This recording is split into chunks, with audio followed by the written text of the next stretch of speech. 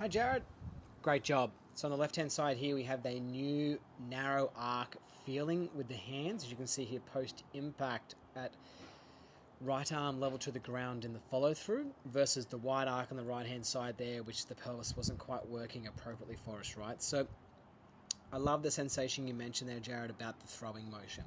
So on the left hand side here, see how we're narrower there in our hands, so the shaft is up a little bit more and the hands are closer to the body and not as reachy. Now, when we get you down to impact to here, right, what we start to see is a little bit less shaft on the left-hand side, but what I like to see there is how your legs are moving in a much more appropriate manner. So see how they're more vertical, that left leg? There's no knee drive, so the left hip, left knee, left ankle are all lined up nicely here, okay, and then that left hip, left knee is kind of running down the outside, down the right-hand side, so we definitely don't want any leg drive when we chip. We want the legs to go up and down, but not driving forward.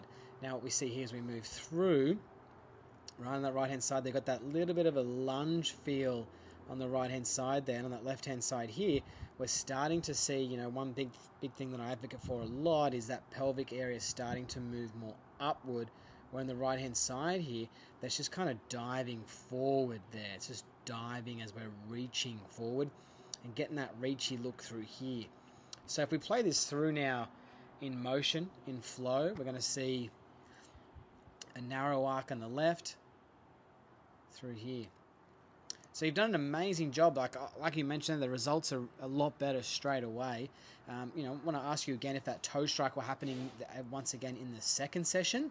But what I want to do now is get in front of the camera and just talk to you more about that pelvis coming up, because that wasn't, I guess, a thing we spoke about. Look at that delivery. Oh my, that's beautiful, isn't it?